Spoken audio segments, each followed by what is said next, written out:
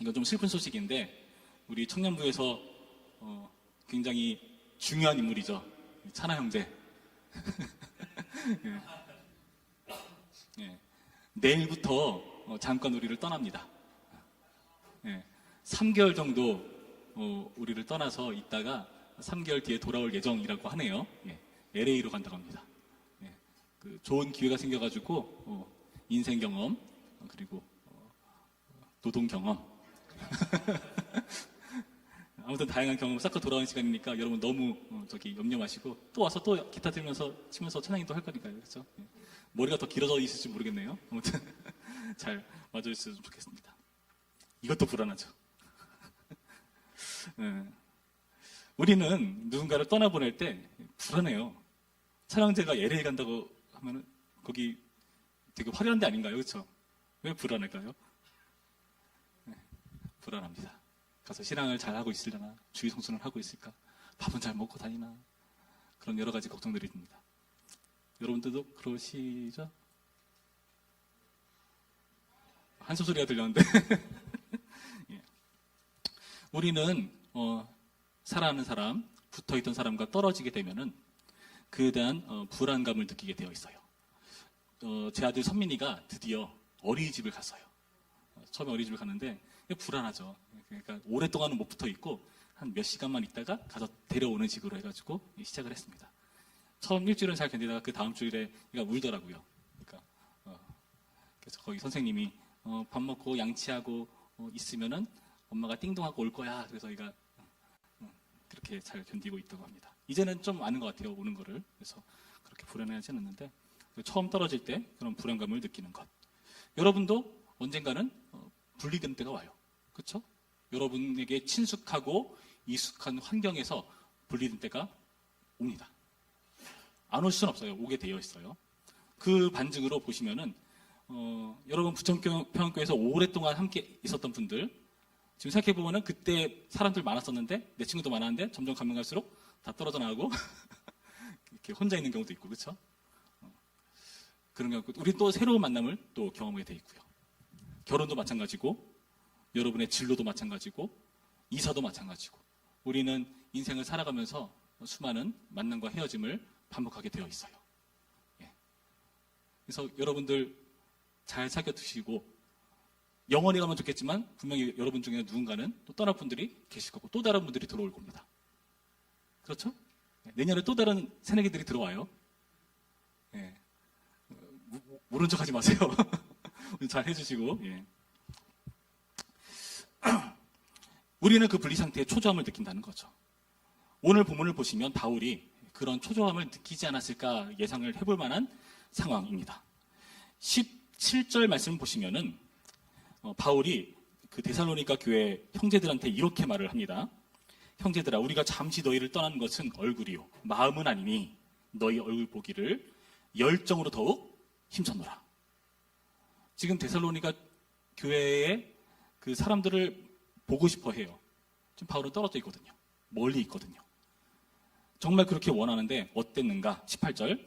그러므로 나 바울은 한 번, 두 번 너희에게 가고자 하였으나 사탄이 우리를 막았도다. 가고자 했으나 막았대요. 이건 인사치레의 말이 아니라 진짜로 가려고 시도했었어요. 근데 그게 막히는 거예요. 그걸 사탄이 막았다 할 정도로 굉장히 어려운 상황이라는 것을 우리는 진박해 볼 수가 있죠. 여러분 그러면 어떨까요? 이 바울의 마음, 정말 보고 싶은 데살로니가 교회의 성도, 정말 보고 싶은데 갈 수 없는 상황. 자기가 나름 그 교회 가운데 교제했었고 세웠었던 그런 사람들 잘 신앙을 지키고 있는가 하는 그런 불안과 염려들. 그런데 우리는 초조해야 할 것 같은데 바울은 어떻게 하고 있는가? 여러분 사실 바울은 초조해야 정상이거든요. 14절에 보시면은 뒷부분에 이렇게 돼 있어요. 그들이 유대인들에게 고난을 받음과 같이 너희도 너희 동족에게서 동일한 고난을 받았느니라. 지금 데살로니가 교회의 사람들은 고난을 받고 있어요. 근데 그 고난이 어떤 고난인가?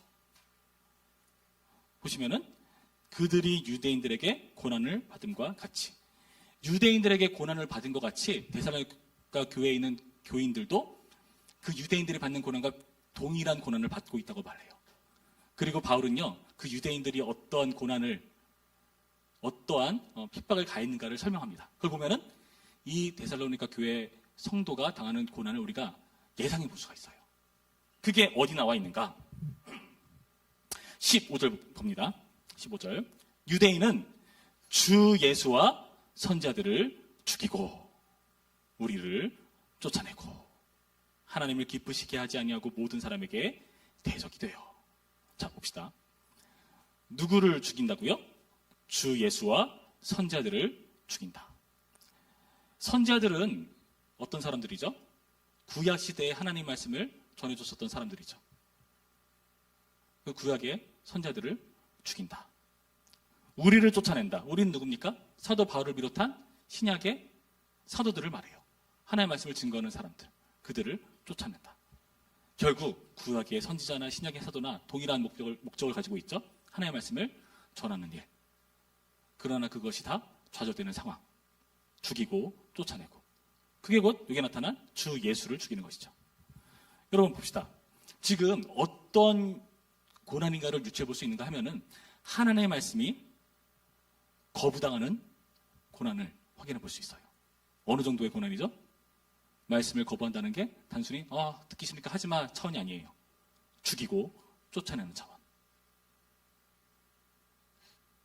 여러분 하나님의 말씀을 이렇게까지 사랑하는 게 여러분 이해가 되시나요?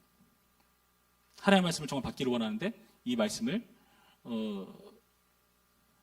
전하려 할 때에 죽이고 쫓아낸다. 정말 쉽지 않은 어려운 일일 겁니다. 그리고 또 어떻게 하는가? 15절 뒷부분에 읽었듯이 하나님을 기쁘시게 하지 아니하고 모든 사람에게 대적이 돼요. 그 대적이 되는 게 구체적으로 어떤 건가? 우리가 이방인에게 말하여 구원받게 함을 그들이 금하여 라고 되어 있어요. 무슨 말이죠? 대적이 된다. 하나님과 사람에게 원수가 되는 그러한 역할을 한다는 거죠. 하나님을 기쁘시게 하지 않고 모든 사람에게 대적이 된다. 그러니까 여러분 예수님 믿는 게요.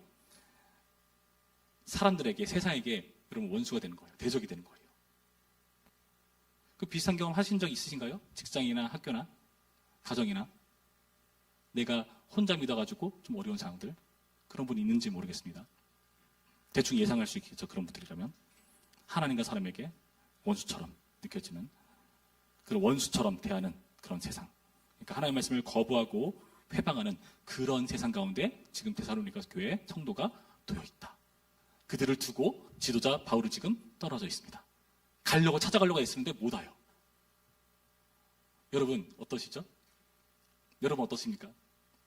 찬양제를 보내는 저희 마음 어떨 것 같으신가요? 신앙 잘 해야 된다.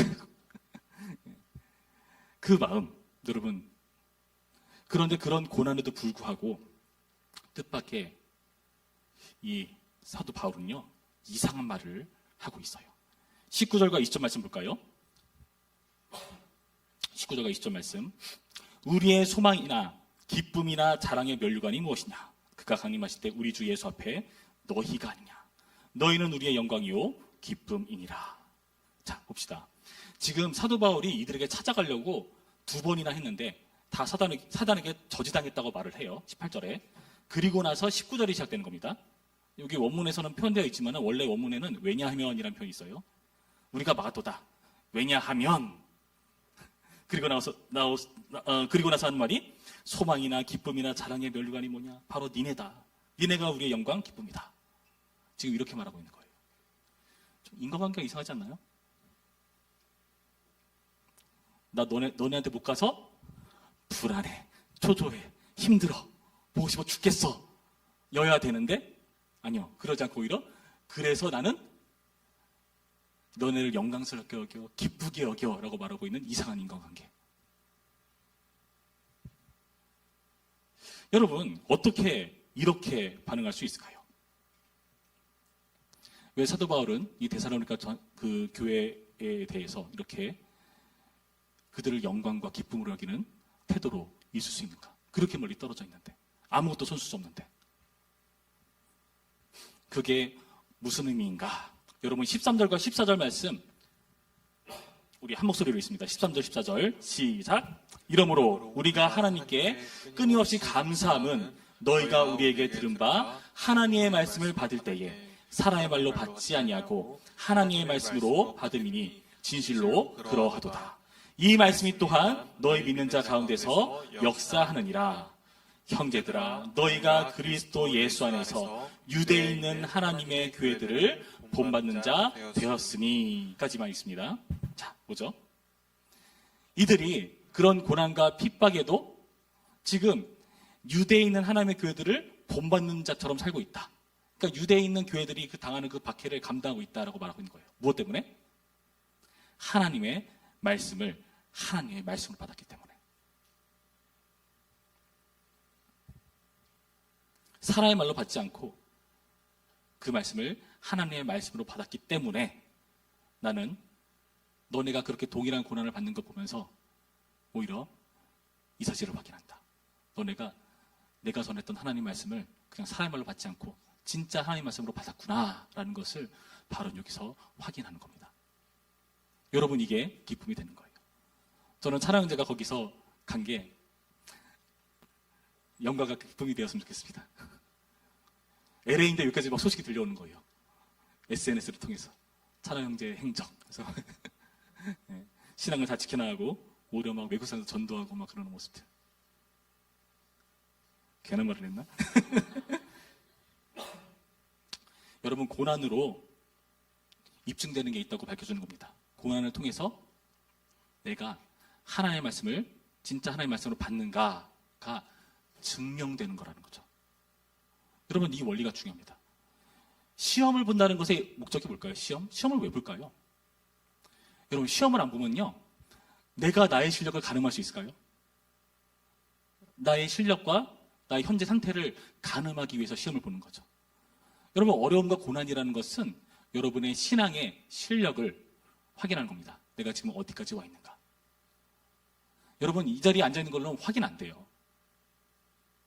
수련회 가서 은혜 받아서 울면서 기도하는 거 그걸로 확인 안 돼요. 닥쳐봐야 알아요. 내 신앙이 어떤지는. 그렇지 않던가요? 고난으로 이들의 신앙이 입증되는 겁니다.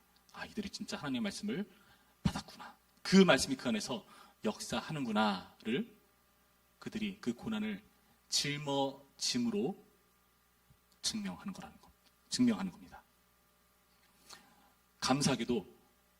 감사거리인지 모르겠어요. 감사하게도 여러분 청년 시절에 이 신앙을 증명할 거리 투성입니다. 여러분이 하는 수많은 선택들, 여러분의 신앙을 증명할 수 있는 그런 선택의 기로들이 청년 시절에 많아요. 오늘 주일인데 교회를 갈까 말까 선택하죠. 근데 여러분 언제 오늘은 가지 말지 뭐. 무엇으로 그렇게 결정을 내리죠? 대학생들은 이상하게 시험 기간에 사람이 줄어. 그럼 뭐죠? 나의 신앙은 시험이 더 중요하고 신앙은 좀 나중에 더 되는 것. 그게 드러나는 거죠. 여러분, 시험 공부는 이상하게 왜 꼭 주일날 하나요?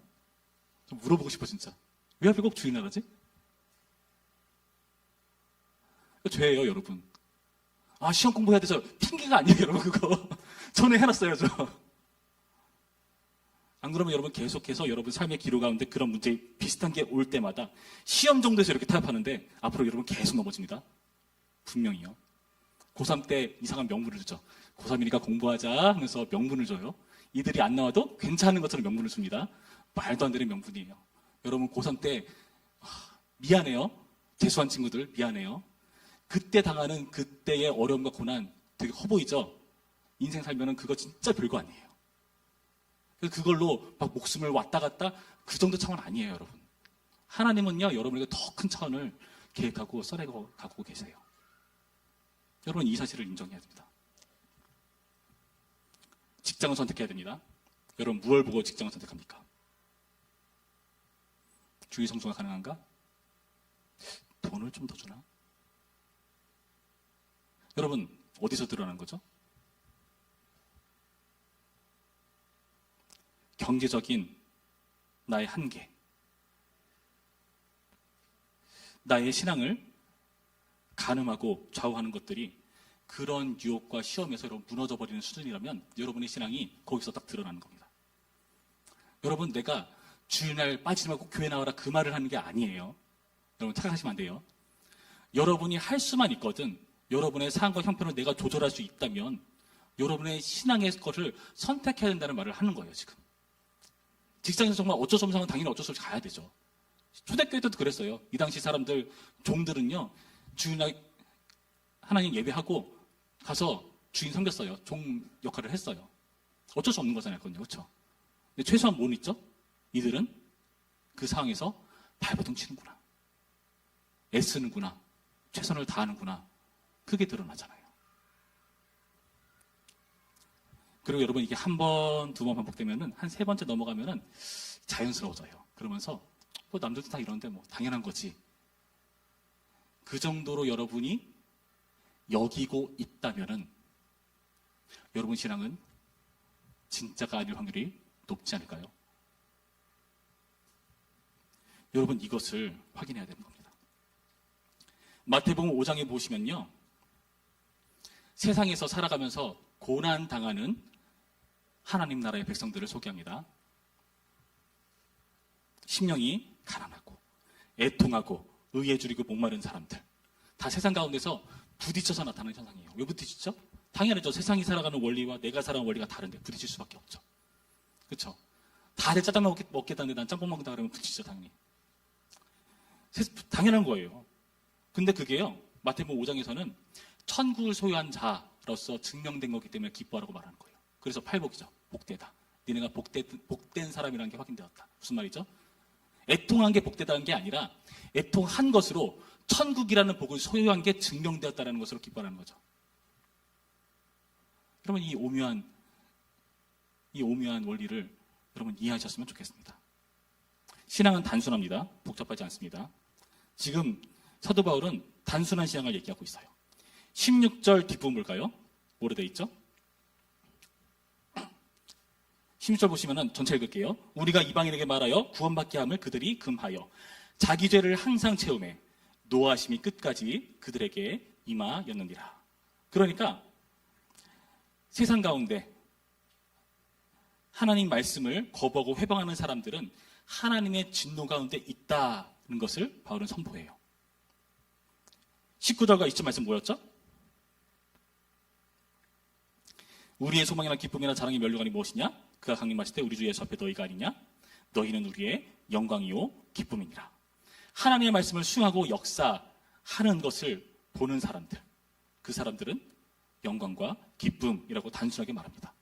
어렵지 않아요? 단순해요. 신앙인은 영광이다. 하나님의 말씀을 회방하고 어렵게 만드는 사람은 하나님의 진노 가운데 있다. 단순하죠. 그러니까 여러분의 신앙은요, 복잡하지 않습니다. 내 신앙은 단순한 것을 믿느냐 믿지 않느냐에서 결정나요. 근데 그렇게 안 보이니까 여러분 헷갈리는 겁니다. 아니 뭐 한 번 빠져도 뭐 아무런 일 안 일어나던데 뭐. 예수님 안 믿어도 잘 되는 사람 많던데 뭐. 지금의 모습을 최종 결론으로 여러분 삼지 마시기 바래요. 주님 앞에 서는 날 낱낱이 다 드러나게 되어 있습니다. 단순하다는 거죠. 여러분 마가복음 13장 13절 말씀 보시면은 이런 말씀이 있습니다. 마가복음 13장 13절 말씀 보시면은 여러분 단순합니다. 역시 이 말씀을 여러분이 잘 마음 가운데 새겼으면 좋겠습니다. 또 너희가 내 이름으로 말미암아 모든 사람에게 미움을 받을 것이나 끝까지 견디는 자는 구원을 받으리라. 여러분 이 말씀이 믿어지나요?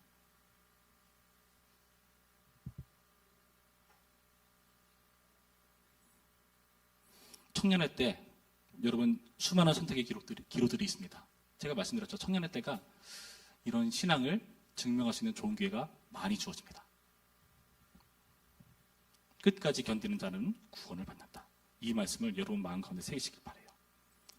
하나님의 말씀을 수용하고 하나님의 말씀의 역사가 입증되는 여러분의 삶으로 부디 우리 부천평교회 영광과 기쁨이 되어주시기를 부탁드립니다. 찬양제 부탁드립니다. LA에서 영광과 기쁨으로 살아가시길. 불안할까요? 3개월이라서 불안합니다. 여러분이 보이는 것으로 그것을 증명하시길 부탁드리겠습니다. 마지막으로 광고 하나 하겠습니다. 아까 광고를 쭉 하다가 하나 빠뜨렸는데, 그 헤브론 국제학교 강사 선생님들이 오시는데 우리 청년부의 남자들만 해당되는 광고예요. 그 중에 한 선생님, 홈스테이를 해줄 수 있는 분도 모집해요. 예, 진우 형제 눈이 반짝거릴 것 같은데 느낌이. 예, 아무튼 홈스테이도 이렇게 받고 있으니까 여러분 가운데 관심 있으신 분들 연락을 주시면 감사하겠습니다. 오늘의 말씀을 통해서 부디 단순한 믿음을 여러분의 삶 가운데서 확인하시기 바랍니다. 굳이 일일이 밝혀내지 않아도 여러분 속사람이 성령께서 여러분 양심을 건드리신다면 여러분의 실력을 드러내실 겁니다. 너의 실력은 어느 자리냐? 나는 너희가 거기서 멈추질 않길 원한다. 더 잘하자. 청년이잖냐? 언제까지 애기로 살 거냐? 신앙의 장성한 분량까지 잘하는 것을 여러분 이 청년의 시기에 디딤돌을 삼고 올라가는 그런 오늘의 말씀기를 주님의 이름으로 축원합니다. 기도하겠습니다.